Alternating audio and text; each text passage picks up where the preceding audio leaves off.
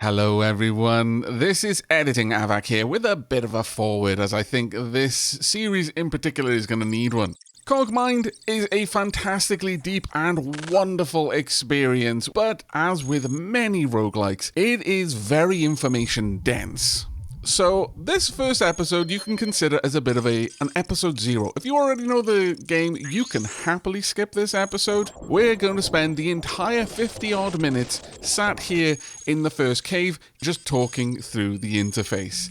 If, however, you are brand new to Cogmind and you have no idea what's going on, this may actually be a useful episode for you, as I'm going to be answering questions and I'm going to be going into depth on the UI, the UX in general, and generally just explaining how the game works, what I'm going to be doing and why I'm going to be doing certain things, showing how to get information. If you intend to play this game yourself, possibly along with, then this will be a good primer for you.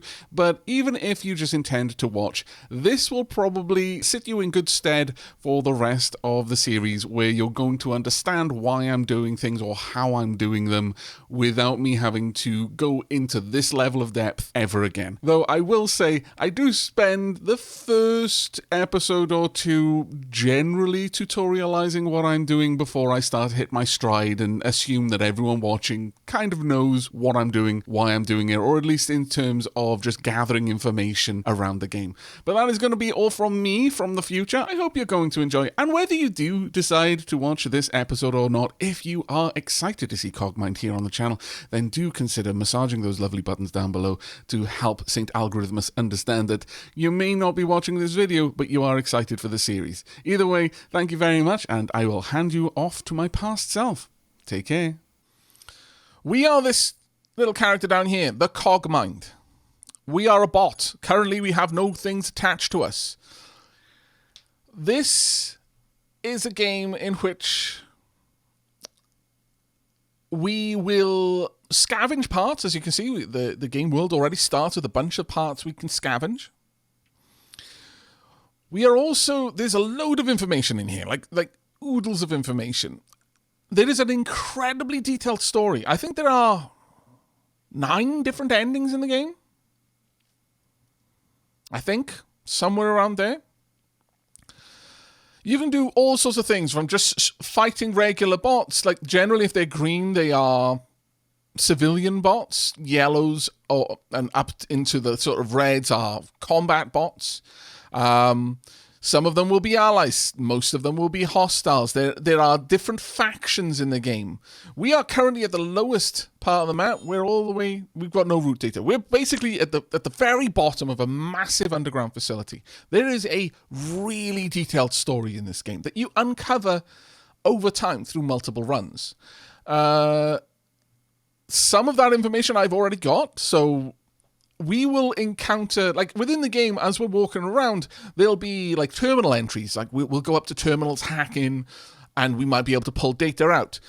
Data with an exclamation mark before it is data I've never seen in any of my previous runs, and so it'll be the first time that I'm getting that. Data without that is something I've already come across, but I can still pull that up. In those cases, I'll just pull it out of my my logs for my character. If we go dunk on Cogmind right there, right-clicking, we can have a look through all sorts of things. We've got upkeep, blah, blah, blah, analysis, parts, database. I wonder if we can see our actual logs in here. I'm not sure if we can. But the parts database is, this is the database of all of the parts that we know about. We know about 650 different parts in the game. There are a lot more than that. Oh, Anubis TSN, thank you very much for making it to 7 streams. Well done. Caves of Cud is quite a game in and of itself, yeah. Caves of Cud is one of the other, like, primary modern roguelikes that I think about. When it comes to the logs, the lore, I believe records, there we go. So we can have a look through all sorts of stuff in here. The lore collection has all such kinds of stuff. So many bits and bobs. I've only uncovered 13% of it, to be fair. I can export it all if I want to. CSV, HTML, text. Some of the factions over here. 0B10 is the complex we're in. The Exiles are a faction. We've got... let's scroll all the way. There's so many.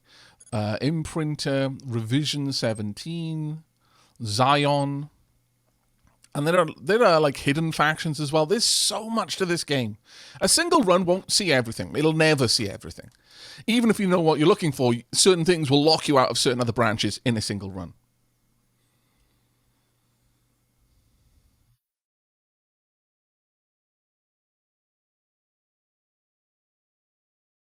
Doshington did a good video on Cogmind recently. Although, warning, he does spoil how to win at the end of it. You see, honestly, that's the hardest part to anything like this. This is such a story-rich game. Watching me play it is going to spoil a lot. You can't play this game without spoiling things. And I can only imagine if you're doing any kind of like deep dive into a game, the spoilers are going to be everywhere. It's going to be rough. So, I imagine they probably tried not to, but I can't imagine how you could do a video on Cogmind. Like, if it was like a standalone, like, proper deep dive video, there's no way you can't spoil it.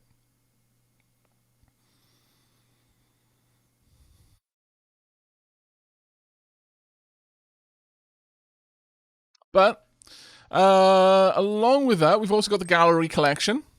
This is every single thing in the game that we've seen. How many times we've picked it up, I think, as well. All sorts of... The ASCII art is quite lovely, I think, in my opinion. And Alpha supporters and Sage Plus patrons, set your player name to the one you provided on registration to indicate its discovery status here. So it seems like people can claim items. That's actually kind of amazing. I love that. That is actually glorious.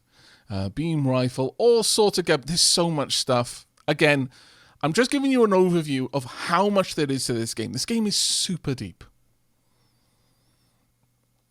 Dwarf Fortress is a... Adventure mode is a roguelike, yes. I wouldn't say Fortress mode is a roguelike, though. I would say Caves of Cud, Cogmind, they are both, straight up roguelikes. Cataclysm Dark Days Ahead would also class, by my definition of roguelike versus rogue light. I would say Cataclysm DDA, Cogmind, and Caves of Cud, and Dwarf Fortress Adventure Mode are all roguelikes, insofar as I measure the difference between a roguelike and a roguelite. So, as was asked, we can do everything by mouse, but there are certain hotkeys that help, and where there are hotkeys, you can almost always get the same... Like, if you know the hotkeys, you can just press them. If you don't, you can usually click on something on the screen to get the same thing. So, for example, there are parts on the floor. I can hover over each part. It'll tell me what it is. It'll give me a little bit of information, or I can click on this, and it'll give me a big wallop load of text. There's, frankly, too much text there right now to make any sense of. There are no hostiles on the to label on the map. There are no friendlies around. I can't see any exits yet. So on and so forth. I can see my avoidance. I've got all kinds of information. The only thing that I am literally just a core. And judging by the speed, I float. I don't know, maybe I'm some sort of spherical entity. My core health over there, it's 100% exposed. If something hits me, it hits my core. My core is me. My parts are not me. They are my armor. And there's a lot of things that we're going to want to do in regard to that. And every part has different information. You can right-click on anything, bring up information like this. Also, let me know if the interface, like when it pulls up information, is a little bit loud. So this is a wheel. It goes in the propulsion slot. This is its integrity. This is its coverage. Coverage is a relative indicator of how likely this part is to be hit by a successful incoming attack compared to other attached parts. For example, a part with 100 coverage is twice as likely to be hit as another part with a value of 50. Armor, protective, and large parts tend to have higher coverage values, while small subsystems provide less coverage but are therefore less likely to be damaged. Status is inactive because it's not on anything. This is how long it takes, how many time units or seconds or fractions of a second it requires to move using this component. This is how much drag it has. If I'm flying, but I've got this component attached, then it's going to create drag while I'm moving around, and that's going to affect how fast I can move with the flying components. This is how much energy I require while I've got it. The wheel has -1 energy. If I have a look at tracks over here, -2. So tracks require more energy than wheels to operate. Doesn't generate any heat. It can support up to 10 mass if it's active. And movement time penalty for being overweight. Applied once if overweight at all. So if I was 11 mass instead of 10, then my time per cell of movement would now be 95.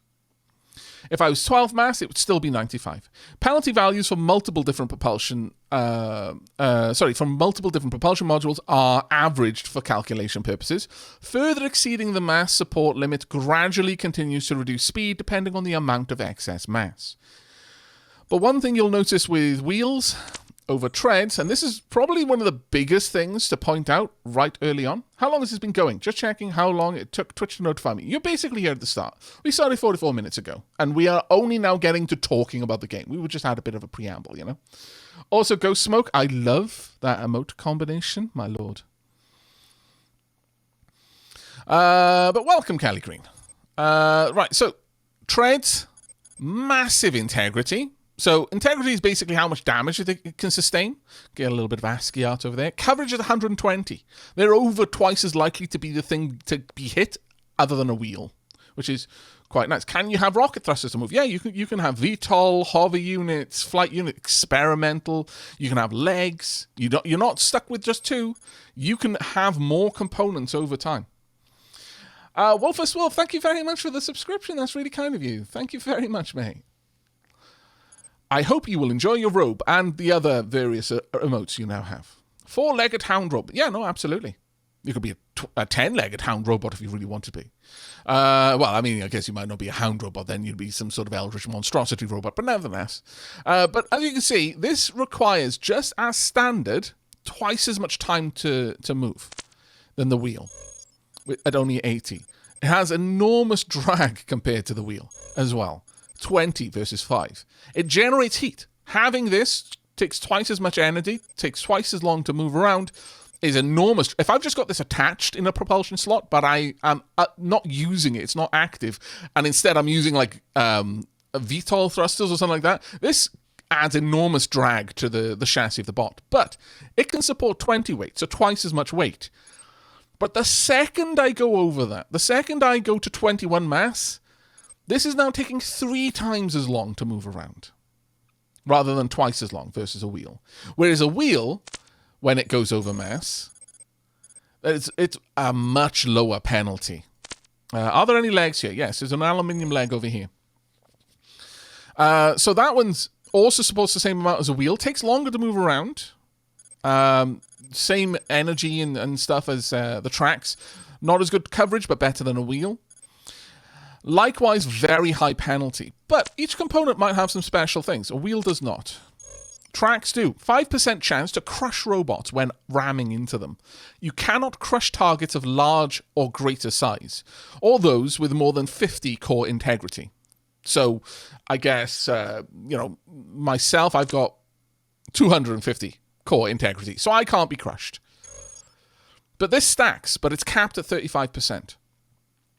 So the more trades you have, the more chance you've just got to look, this dinky little robot over here, don't care, roll over it.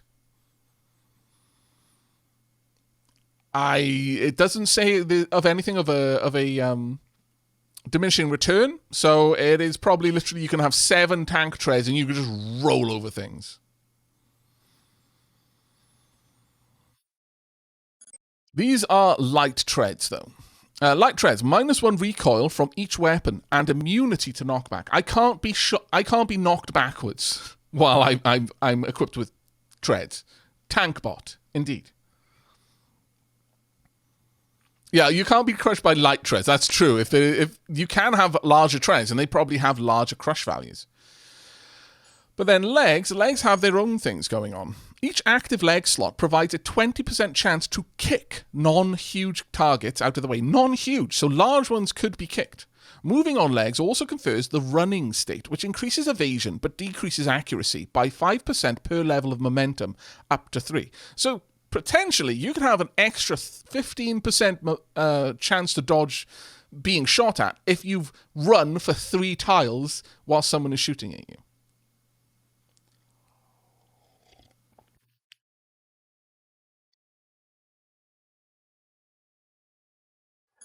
But, you know, they've got a lot of penalties. We've got assault rifles, small storage unit. Right now, I can only carry a certain amount of things in my inventory. Those don't account for my mass. My mass is only counted based on things I have attached to me. My inventory right now is 0.5. A small storage over here increases inventory capacity by 3. There is no stacking on small storages. I wonder, can you have a small and a medium storage and they will stack together, but you just can't have multiples of the same type? I don't remember, because I'm fairly certain you used to be able to just stack storages of any denomination, and you would just keep getting more and more room. And you can see the mass of each object as well. If I look over here, the mass here, it has no mass. The locomotion doesn't. All right, let's go ahead and grab this wheel. I'm going to hold down control, and I'm going to left click, and that instantly equips it. Now, equipping or unequipping things requires... I think equipping it requires matter and energy. Unequipping only requires energy, but you can turn off at will. That doesn't cost anything. And you can see that my speed is changing. I'm very fast right now, because currently I'm just a core. I'm just a hovering spear. Or maybe I'm a sphere. I could be long and sharp. I could be round. I could be blob-like. I don't know. It doesn't really say. Actually, does it say? No, it doesn't really say. And I think that's part of the history of the game. You find out what you are. Right now, you just wake up. Your senses turn on, and here you go. But interestingly, and this is the sort of stuff that you learn through playing, and this is what I was talking about. There is no like meta progression in the game other than the knowledge you gain. If this was all I was rolling with, turning this off would allow me to move faster. So it makes sense right now while I'm grabbing stuff for me to do that. We've got a scavenger bot over there. We've got matter on the ground. Matter is used to fuse components and is consumed by ballistic weapons, which convert it to the appropriate type of ammunition. Matter is matter is matter. Over here we've got a robot. We'll have a look at the robot in a moment, though. Now, if I were to grab this, this has a mass of 5, which is higher than what I currently can use. So I'm going to equip it. I'm now 5 of 3. So I am now at 100 speed. That's worse than using my wheel, which gives me 80. And if I equip the wheel instantly, I can support 10 mass. So the matter does matter, and the cog does mind. Yes, absolutely. I choose to believe your core is a floating fish bot. Sure, we can go with that. Now, we've also got a light ion engine over there. My core is generating energy, and actually right now I'm generating a decent amount. +5 and +3, I'm not actually sure why +5 and +3. Oh, sorry. No, I do know. I'm generating +5, of which I have +3 left over. Because these are using up a certain amount of energy? Maybe not. But right now, my core is 57% exposed. So this is got a coverage of 25, so that's 14% of my total mass. My wheel is covering 28% of my total mass. We've got a couple of other things. One of the things in this game to be aware of is, by and large, always have something, even if it's not turned on, always have something attached to your components. I can't turn on or off the small storage. It is literally you plug it in or you don't. But having something equipped but not activated still affects your coverage. Notice how my coverage didn't go down there. So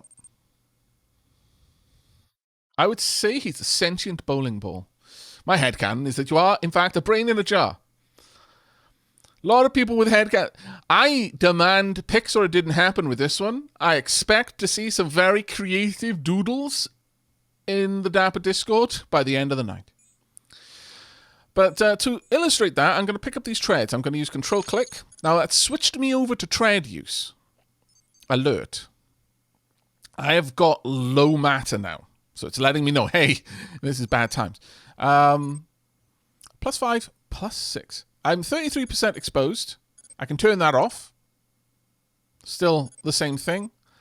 With this active, I've got a lot more room, but I am now slow. It takes me 160 whatevers to move around.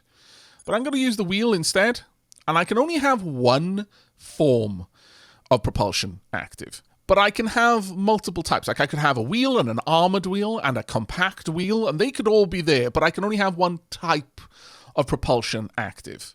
So if I had, well, as you can see right now, I can either turn on my treads, which will disable my wheel, or I can have my wheel turned on, which will disable my treads. But right now, the wheel is all I need, but the treads are offering me quite a hefty bit of coverage. 40% chance that a shot that hits me, that any hit, is going to hit my treads, which is nice. My core is now only a little bit exposed. We're going to pick up this matter. Getting a little bit of a warning there. Let's continue to move around. We've got an excavator bot, and this is one of the things I really love about the game, is these bots are doing their own thing. I could sit down here for a while and just watch them do their own thing. Now, we've got a couple of other options. In my opinion, early on, at least for a little while, it makes more sense to have a wheel and be overburdened by that than have treads and be slow. But what I will likely be doing, and I'll mention this now because it's probably enough muscle memory now that I'll probably do this without thinking about it, or sometimes I'll forget, I guess, but I'll be moving around with my wheel because I'm faster doing that. And even when I'm overburdened, I'm still going to be faster with my wheel equipped or active.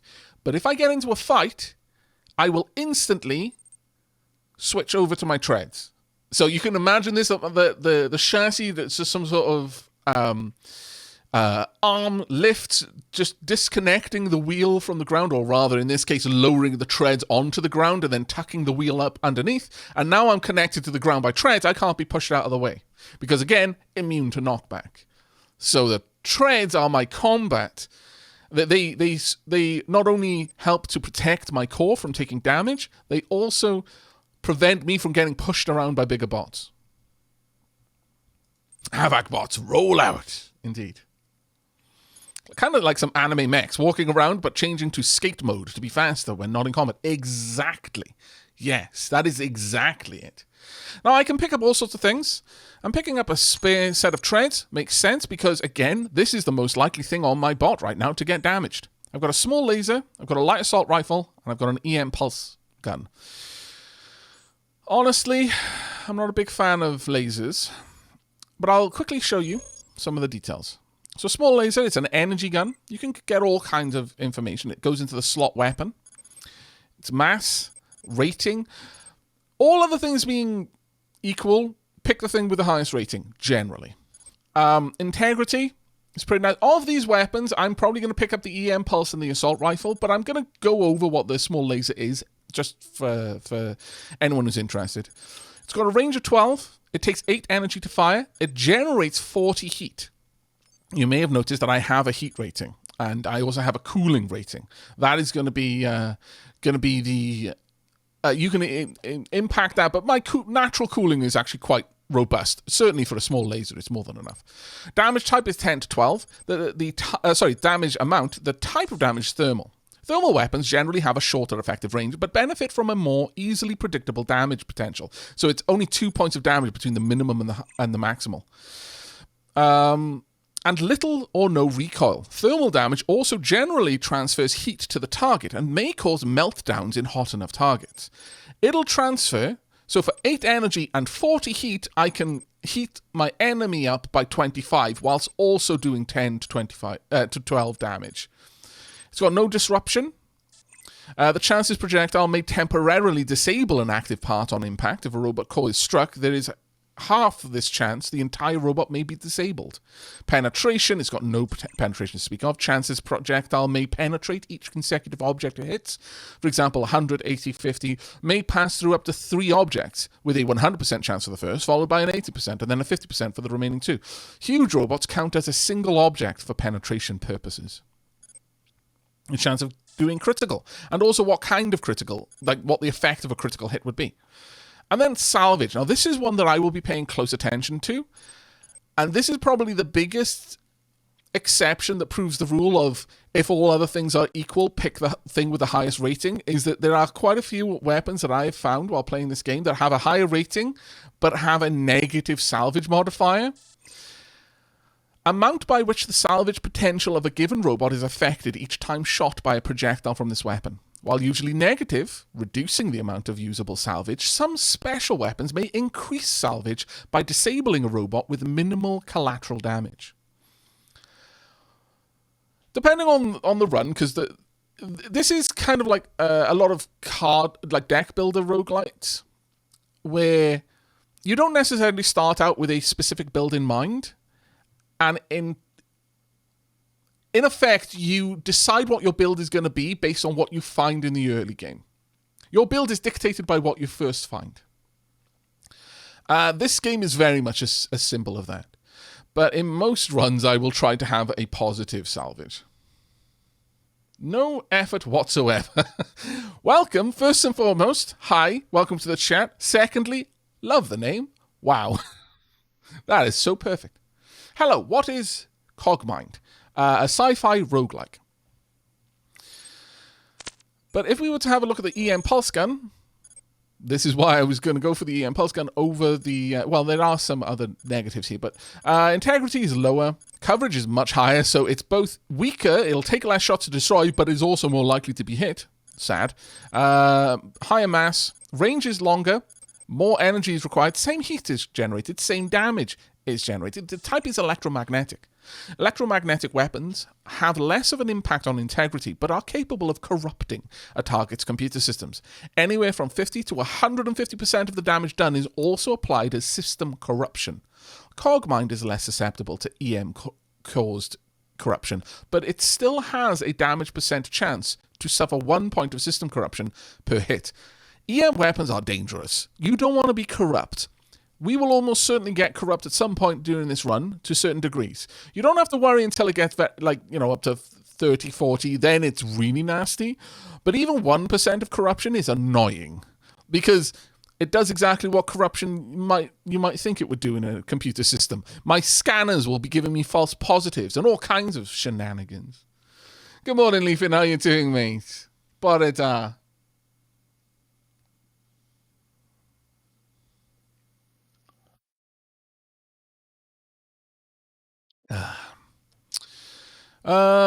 So, EM-based explosions only deal half damage to inactive items laying on the ground, but can also corrupt them. So you could cause an electromagnetic explosion on a robot, and if there was stuff just strewn around, they would take less damage than if, I don't know, you caused an actual explosion by hitting them with a rocket. But there is a chance it could become corrupted, and you don't really want to attach corrupted parts. But there is a 2% critical chance, and if that happens, corrupt is the occurrence. Chance for this weapon to automatically maximize the amount of system corruption inflicted on the target. If the target is Cogmind, the amount of corruption is randomized from 1 to 10% of the damage. Penetration is 0. Spectrum is narrow. The range of electromagnetic spectrum with narrow ranges more likely to trigger chain explosions in power sources. Cogmind's power sources are immune to this effect from projectiles. The disruption effect down here. So there's a 2% chance that it may temporarily disable an active body part, and it's got good salvage as well. And then finally, you got the light assault rifle. This is just a basic gun. It's a ballistic weapon, pretty standard, nice and easy to use. Range is good, energy and matter. So this requires energy. It generates heat, half heat from the energy weapons, but it also requires matter to fire because you're using the matter to fuse into ammunition that you then shoot. There is a delay on this one. We'll have a look at the others. I don't know if I checked that. You've also got targeting. Could be positive, could be negative. stabilities for like recoil and the likes. Delay. This is a direct modifier to the time it takes to fire the weapon. Some weapons are inherently faster or slower to fire. But damage is a bit wider on this type. Kinetic. Ballistic weapons generally have a longer effective range and more destructive critical strikes, but suffer from less predictable damage and high recoil. Kinetic cannon hits also blast usable matter off the target robot and have a chance to cause knockback, depending on damage, range, and the size of the target. Chance of this weapon to instantly destroy the hit component, or even a robot core. So if we hit the core, as I mentioned, the core is like, it's got a percentage that it is exposed by, and there's a chance that that might be struck. And if you critted an enemy robot's core, you just destroy them. That's it. Game over. We are less susceptible to the effect, which can only destroy those parts which are already below 33% integrity when hit. Armor is immune to this effect, instead taking an additional 20% damage. But there's one other thing you can do. Right-click on... Oh, actually, I'll do it on this one. Right-click on this, and then right-click on something else. Allows you to see a straight-up comparison. So this is the small laser. I can see that it's thermal instead of electromagnetic. I can see that our weapon has a +2 on the critical roll, because the laser doesn't have one. I can see that this weapon has a longer range. It requires more energy. It has less integrity and more coverage, which is actually worse, in my opinion. The spectrum doesn't really apply here. The disruption chance, it's the only one that has one, and the salvage chance is better. So that gives you an idea of what we're doing. So I'm going to use control, instantly equip. Going to grab this one, instantly equip. Now, I don't need them to both be turned on, but I can see the range at which I can use them. I can have a look at, if I wanted to fire the gun, I press F and hover over. And I can see all sorts of information there. The EMP Pulse Gun has got a -1 to this. The light assault rifle, though, is pretty standard. I think the assault rifle is going to cause recoil, which is why the EMP Pulse Gun is going to have less chance to hit. But we're not going to attack it. Not yet, anyway. I'm also going to pick up this wheel. I have no free slot, so I'm just going to left-click to pick it up. We'll tuck it in there. Now, if I attach this, it would actually give me more speed, but only by a tiny amount. Only a tiny amount more speed. This is a wheel, a compact wheel. It supports a little bit less than this wheel. Same penalty, but its movement time is lower. So it's averaged my move time. This is 100, this is 80, so it's averaged it to 90. Don't need it, don't want it, but if for some reason my wheel got shot off, I could equip that one as a replacement. We've also got the ion engine, and this excavator is just down here doing its job. So the light ion engine, it's a power source. It has mass, rating, coverage, all of that sort of stuff. It generates heat just by existing, but it supplies energy just by existing. And it has an additional storage of energy. It can store 25 energy. It's a light ion engine. If triggered by a chain reaction or rigged proximity response, explodes for 20 to 48 thermal damage with a radius of 2. Fall off, 8. Chunks, 1, 2. Salvage, -4. Blah, blah, blah. You can basically... The chain reaction is if I get shot and it chain reacts and explodes, and the rigged proximity response is if I turn a generator into a bomb.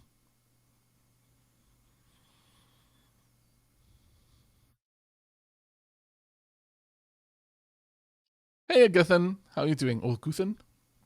No Phoenix Point today. Great sadness. No Phoenix Point today. Probably won't be Phoenix Point next stream either. Next stream, I'm probably going to be doing Dragon's Dogma. And then the next stream after that is probably going to be when the RimWorld update drops. But we will be getting back to Phoenix Point.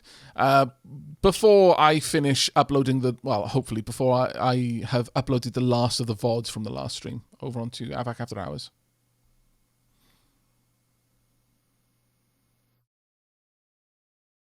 So can you copy your core programming to new cores and do von Neumann probe stuff? The hacking in this game is... You can definitely hack other robots. You can't really copy yourself across, and there's story reasons for that I'm not going to get into. Right, we want more matter. Oh, I didn't pick up the ion engine. Don't really need it, though, and it's just generating heat right now. I'm quite... As far as the heat generation goes, I'm actually good. It's minus 20 or minus 19 or plus 10. Oh, it's probably if I'm moving. Yeah, that's probably if moving. That's what my energy and that's what my heat is. But we're actually already positive on energy anyway, so no reason to have it turned on. Early on, we're going to be fairly thrifty with these sorts of things. I'm going to pick up the small laser as well. Now, we've got a couple of bots over here. They are civilian bots. Got a lot of bots, and they're just going to do their thing. They're happy to do their thing. Think Borg drones. This is an exit, and it's the only exit on this level, but they have come down here because they're doing what they've been designed to do. They're expanding the complex. Now, it isn't quite the same as Blam, which was more or less expanding without any kind of governing authority. It had gone completely wild, and I think within the actual context of the manga, the city in Blam had built itself all the way out to the moon from Earth and had consumed the moon and was still going. It was just expanding with no rhyme or reason. In this, there is a governing intelligence, but again, we're going to story territory with that. Now, one of the things that we want to look at over here, the scavenger here, its class is a recycler. Its size is medium, its rating is 8, neutral ID, it's rolling, a bit slower than me. I'm a little bit heavy now, so I could perhaps turn on my comm wheel, but in fact, it might not even be a bad idea, but then I wouldn't really gain much. I'd only gain like 5 time units. Core integrity, temperature, core exposure, the salvage potential. Salvage potential represents the amount of matter that could be retrieved from the robot, assuming it can be disabled without excessive collateral damage. Exposure represents the chance that a successful attack will hit the core. It's got no weapons. It does, however, have a lot of components. It's got resistance. Depending on their design, robots may be more or less likely to be affected by a certain type of damage. Negative resistance represents a weakness, and therefore greater damage from that source. For example, 25% resistance would decrease the damage from an incoming attack of that type by 25, while minus 25, in this case, would instead increase the damage sustained by 25. And it's got a tractor beam, and I can have a look at these while it's on it. No time is passing when I do this, because my bot is thinking at the speed of thought. We are in Matrix time here. If you're a Shadowrun player, effect automatically collects matter within a range of 4 tiles. Certain things make sense within the world, but for you are not useful. I would say tractor beam is one of them. If there is a good use for it, it is extremely, extremely niche. Small storage, I've got one of those, but they don't stack, so I can't really use it. A compact wheel, it's got 2 of those, and it's got a light ion engine. Nothing on this is worthwhile to me, except potentially the salvage. So I'm not even going to mess with it. Instead, we're going to go and find our friend down here, the T07 Excavator. This is a tunneler. It's a medium. Its rating is 10. It's rolling. It's faster than me. Core integrity is good. Core exposure is higher. Salvage potential is quite low. But it is armed with a mining laser. Now, generally speaking, civilian bots, even if they've got weapons, it's because they've got tools, which can also be used as weapons. They're very unlikely to use them against you as weapons. I have never known that to happen at any rate. But the mining laser is an interesting one. It's a type of special weapon. Integrity, coverage. The range is only 2 cells. Energy is decent. The heat is enormous. Targeting is very, very inaccurate. The delay is 200 time units. I could move 2 cells in the time that this would take to fire once. So, technically speaking, if I was... Because 1 cell away from you is already 1, 2 cells away from you is 2. If I was stood on 1 cell away from you, and I moved twice, I'd be at 3 cells away. In the time it would take from the moment this thing decided to shoot at me, I could be outside of its range. It's slow. But it does 24 to 24 damage, and there's a very specific reason why it does exactly that much damage. This is how much armor a wall has. It does thermal, transfers a high amount of heat. I mean, it's not a good weapon, but if it's the only thing you had. It's not going to give you salvage, though. It is going to melt the thing you're attacking, so don't expect much to come back from it. A recycling bot makes me think we're hunting Wall-E. Okay, in Transfer the Wild, I don't know how to say this gently, but yes, we are. Because the amount of times that I'm going to destroy an enemy in order to get its bits, and a salvager is going to be like, oh, bits, and pick it up, and run off to put it into the recycling machine to crush it down into matter, is going to be off the charts.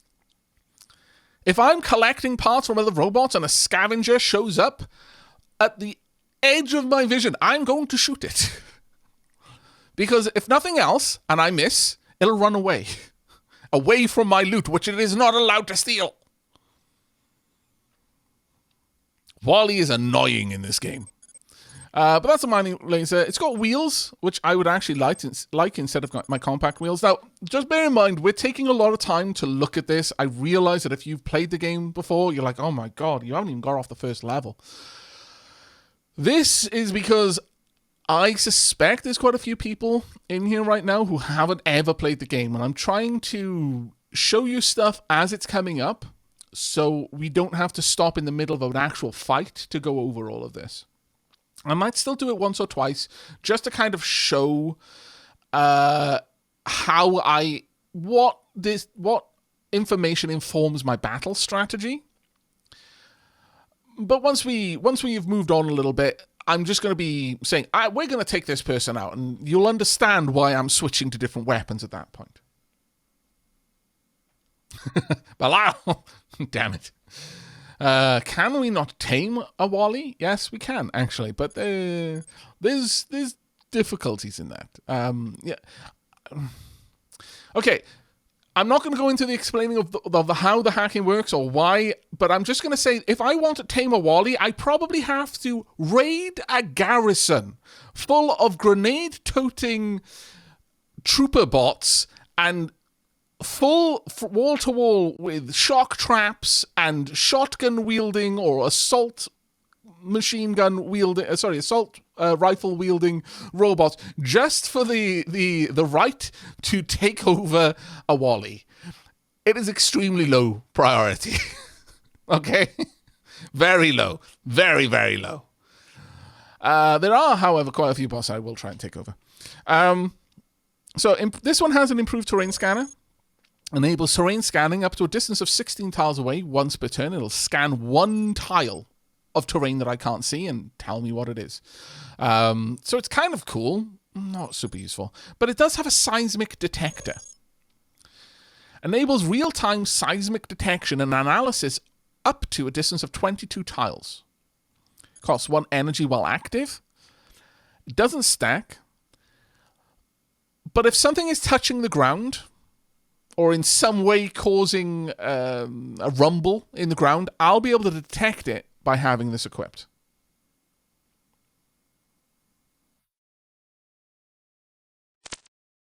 So we are absolutely going to try and grab that. So with that, we'll just see what we can do. Got a 59% chance to hit. If I turn on the assault gun, got a 58 because of the recoil. Let's go for this. It knows I'm firing it, and it's like, no! I'm afraid so. Pop. You are instantly going for my gubbins. Got a wheel there. We've got matter. Got another wheel underneath me. I want that. Get away from... Ah, you stole my stuff. Nah. Corrupted mining laser. Give me back my wheel. Now, if I look at the combat log, I can see what's going on. I hit. The core was damaged by 12. If I have a look at it, we can see the core integrity is now quite low. I missed. Oh, no, I hit the tractor beam this time. There we go.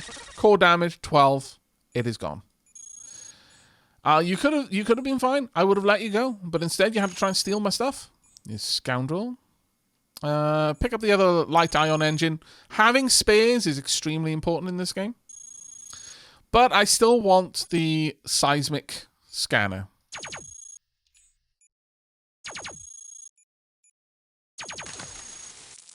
Seismic detector, there we go. Grabbing the mass, I don't actually need to pick it up anymore because I've already got 300. So there we go. Seismic detector. Now if I let time pass with the scroll wheel or with, I think you can hit, is it space? No, space brings up special commands. Which you can do with quite a lot of things. Add log note, tag items, stat up respawn, purge all paths, just dump everything. Ruler overlay, so I can see this. So I can have a look at how far away something is from me. It's quite a cool little thing there. But also, I can force melee. I can add comments onto the map. I can find items on the ground. And that might happen if we're just in the sight of a great battle and there's just gubbins everywhere. And I know before we looked here that there was a certain something. I can look for that at that point. RIF abilities. We don't have any RIF abilities. These are... We'll cover it later, because otherwise it's going to be an info dump. So yeah, you can do a couple of special commands, but we got what we wanted. We got the seismic detector. And with that, we're good to go. I can see things moving around. This is going to be super useful for us. Can't remember if you said already, can you build your own parts? Yes, you can. But you can't just build them on the fly. You actually... I don't believe you can ever equip a printer part to your bot, but you can find printing machines out and about. Yeah. This looks like an old ASCII game with actual UX. Oh, this is... While I would say it's one of the best modern roguelikes, I would comfortably say it is the best roguelike UX out there by an enormous margin. Right now, we've got it on a specific mode that makes the tiles and font a lot more readable, but it's even better than this normally. There's so much more information available to you at any moment normally. Since time passes with the mouse wheel, Aavak, does your mouse have a button to unlock the mouse wheel, and have you tried for science? Oh, yeah. Woo. There you go. Woo. Yeah, the UX is good. It can still be a bit overwhelming in a good way, if that makes sense. Yeah, no, absolutely. There is a lot to this game. If you're looking at picking this up, and I strongly recommend you do if you enjoy roguelikes, the first couple of games you will play, don't think of them as learning how to play the game. Think of them as learning how to use the UX. And not because the UX is difficult, but because there are so many little bits to it. Play the game normally, obviously. Don't completely just focus on the UX, but try to notice how things change. How you can click on certain things and get different bits of information here and there. It is... But honestly, it's such a good game in terms of how it's presented. It gives you what you need at a glance, yes. But we're going to go up. We don't know where this leads, but we're going to go through it.